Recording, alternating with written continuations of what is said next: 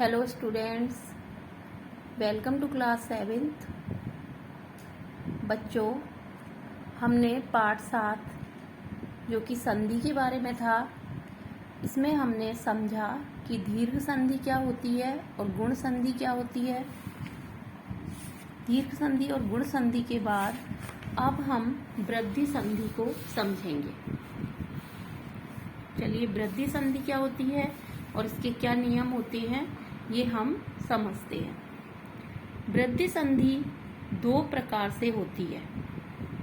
यदि अ आ के बाद ए ऐ हो तो दोनों के मेल से ऐ हो जाता है। ठीक है, यानी कि छोटा और बड़ा हो, आ हो।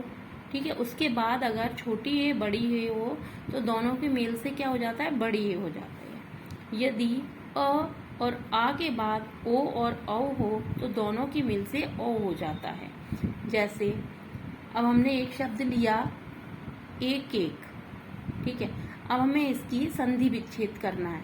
ठीक है, तो पहले तो हम संधि विच्छेद में ये देखेंगे, जब हम संधि विच्छेद करते हैं तो हमें ये देखना चाहिए कि हमारा दोनों ही शब्द जो है वो सार्थक हो।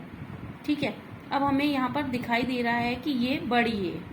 ठीक है, बड़ी ए की मात्रा दिखाई दे रही है आपको कि यानी कि बड़ी ए है ये के। तो अब हम इसकी संधि विच्छेद करेंगे। तो देखिए, इसका जो नियम है वो क्या है, अ प्लस ए तो क्या हो जाता है, ऐ। अब देखिए, एक प्लस एक। ठीक है, दोनों ही हमारे पास सार्थक शब्द हैं। पहले हम इनको अलग करेंगे, उसके बाद देखेंगे। ठीक है, एक प्लस एक हो गया तो क्या हो गया, एक एक। इसी तरीके से मत एक। ठीक है, तो मत प्लस एक क्या हो गया, मत एक। ठीक है, यहाँ पर क्या आ रहा है, छोटा और यहाँ पर ए, तो क्या अ और ए मिला के क्या हो गया, ए, तो मत एक। इसी तरीके से हमारा आ प्लस ए तो भी क्या हो जाता है, ए।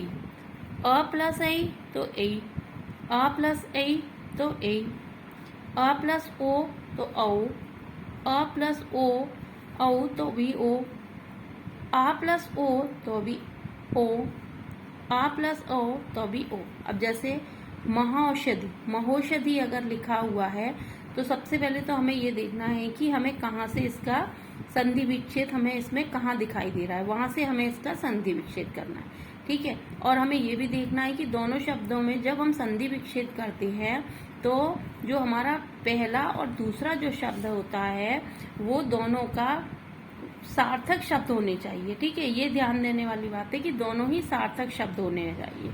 तो अब देखिए, इसको किस तरीके से करेंगे, महा प्लस औषधि। ठीक है, पहले हम महा करेंगे इसको इस तरीके से। ठीक है, तो ये हमारा क्या आ गया, आ गया। ठीक है, और उसके बाद हम क्या करेंगे, औषधि। ठीक है, तो ये दोनों ही हमारे सार्थक शब्द दिखाई दे रहे हैं। इन सार्थक शब्द यानी कि जिन शब्दों का कुछ ना कुछ मतलब निकले। ठीक है, जो वो होते हैं सार्थक शब्द। तो महा प्लस औषधि, इसकी संधि क्या होगी, महा प्लस औषधि, यानी कि अ और ओ मिला के क्या हो जाता है, ओ, महाऔषधि। तो ये हो गई आपकी वृद्धि संधि। इसके जो नियम है उन्हें आप अच्छी तरीके से पढ़ेंगे और याद करेंगे। अब है हमारी यण संधि। ठीक है, अब यण संधि में क्या होता है, जब ह्रस्व या दीर्घ ई उ री के बाद इनसे भिन्न कोई स्वर आ जाए तो ई का य, उ का व और री का र हो जाता है। स्वरों के इस मेल को यण संधि कहा जाता है। यानी कि यण संधि में हमारे पास जो भी शब्द आएगा उसमें हमें देखना है कि अगर किसी शब्द में य आ रहा है, ठीक है, या आ रहा है या यू आ रहा है, ये आ रहा है या व आ रहा है, र आ रहा है, तो वहां पर क्या होती है, यण संधि। जैसे हमारे पास कोई शब्द आ गया यद्यपि, यद्यपि, तो ठीक है, ये हमें यह दिखाई दे रहा है, यानी कि यहाँ पर हुई यण संधि। ठीक है, इसी तरीके से उपर्युक्त, यानी कि यू दिखाई दे रहा है तो यण संधि। पहले तो शब्द को समझना चाहिए कि इसमें कौन सी संधि आएगी। ठीक है, जिस शब्द में हमें य, ये या व या र दिखाई दे वहां पर होती है यण संधि।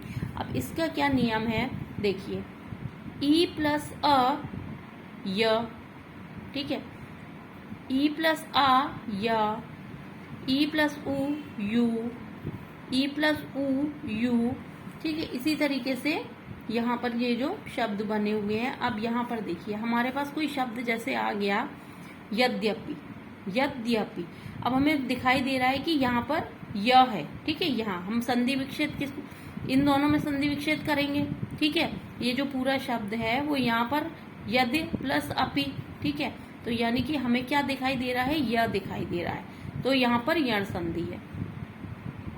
अब हम इसको संधि विच्छेद किस तरीके से करेंगे, तो हम इसको संधि विच्छेद करेंगे यदि प्लस अपि। ठीक है, तो क्या हो गया, यद्यपि।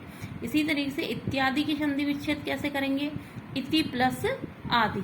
ठीक है, यानी कि ई और आ को मिला के या हो जाता है और हमें यहाँ पर या दिखाई दे रहा है, तो हम इसकी संधि विच्छेद जो है वो किस तरीके से करेंगे, यानी कि हमारे दोनों ही सार्थक शब्द होने चाहिए, इति प्लस आदि, तो इत्यादि।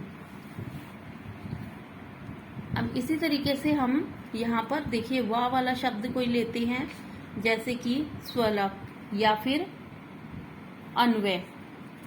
ठीक है, अब हमें यहाँ पर क्या दिखाई दे रहा है, वा दिखाई दे रहा है स्वलप में, तो सु प्लस अल्प।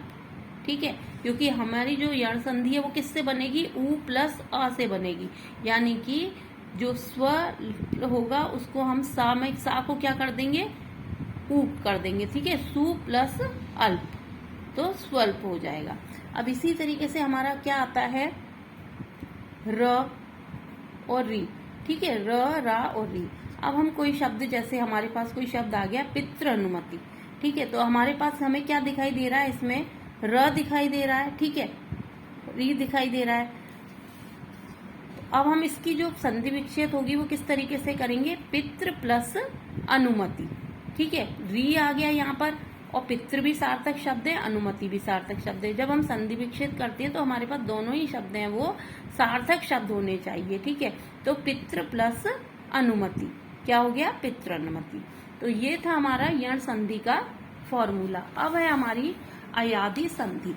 अयादि संधि में क्या होता है, अयादि संधि में हमें देखना है कि जहां पर अय, आय, अब, आव या आव आता है वहां पर हो जाता है अयादि संधि। ठीक है, जब ए, ऐ, ओ, औ के बाद इनमें भिन्न स्वर आ जाता है तो इनके स्थान पर ए का अय, ऐ का आय, ओ का अब और औ का आब हो जाता है। स्वरों के इस प्रकार के मेल को अयादि संधि कहते हैं। ठीक है, जैसे अब हमें कोई शब्द मिल गया नयन।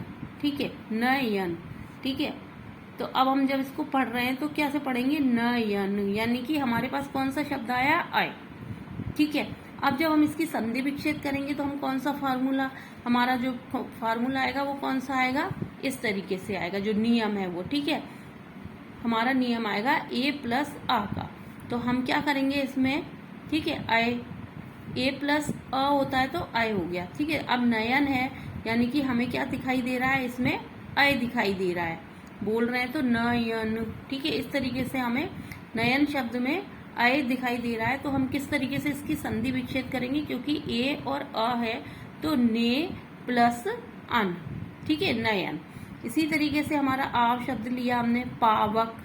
ठीक है, पावक, तो हमारा क्या आ जाएगा, ओ प्लस अ। ठीक है, तो क्या हो जाता है, आव, पावक। ठीक है, तो अब हम इसको किस तरीके से करेंगे, पो प्लस अक, पावक।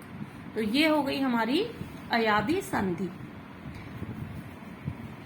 बच्चों, हमने दीर्घ संधि, गुण संधि और वृद्धि संधि, यण संधि और अयादि संधि के बारे में आज पढ़ा, जो कि स्वर संधि के अंतर्गत आते हैं।